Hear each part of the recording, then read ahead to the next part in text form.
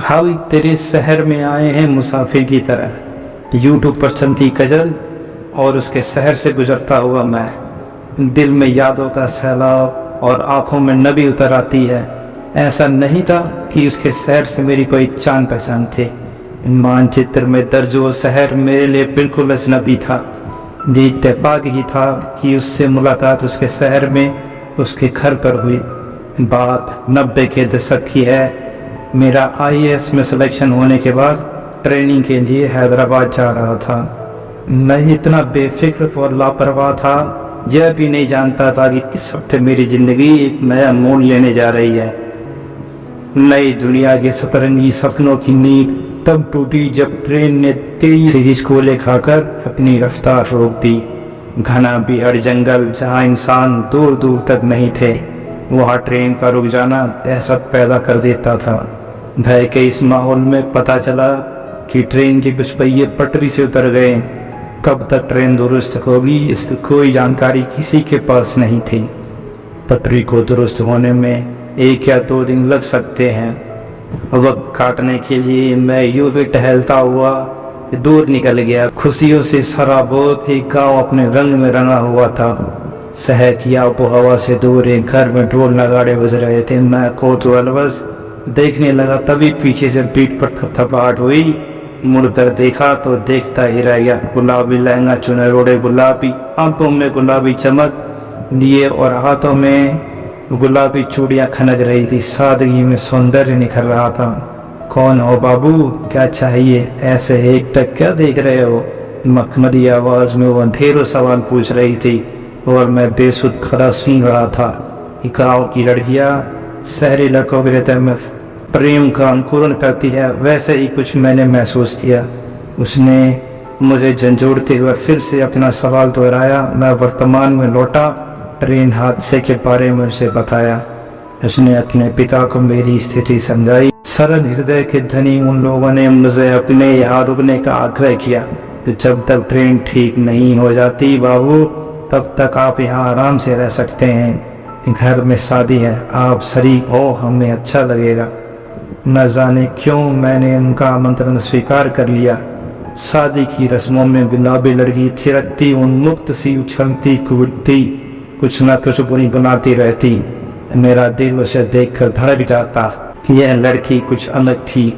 बात थी जिसके कारण मेरा दिल मेरा नहीं था।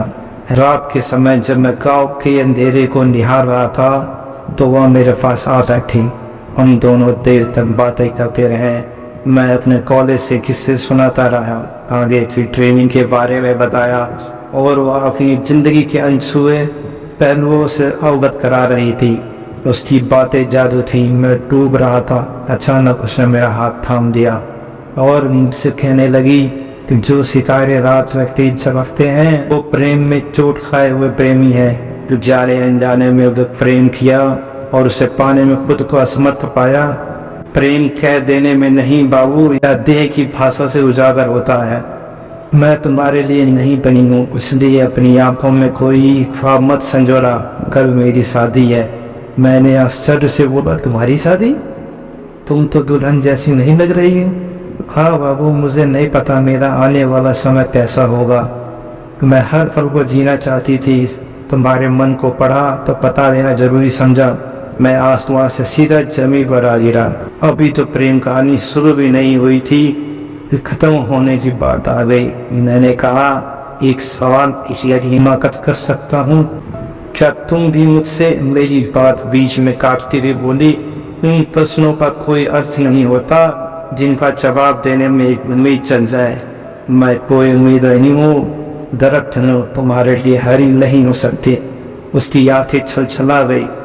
हारा हुआ दिल लेकर मैं 2 कदम पीछे हटकर मुड़ा ही था कि उसकी आवाज गूंजी, बाबू मेरी शादी का उपहार नहीं दोगे? क्या चाहिए इस अजनबी से? बोलो, मुझे एक बार गले लगा लो बाबू। मैं इन पलों के प्रेम मोहब्बत के साथ रखना चाहती हूँ। हम गले मिले इस कभी न मिलने के लिए। उसने कहा था, छोड़ जाऊंगी एक दिन। दिल से दिल के आलिंगन, बरसों बाद किसी ख्वाब में। हमें याद करके मुस्कुरा लेना।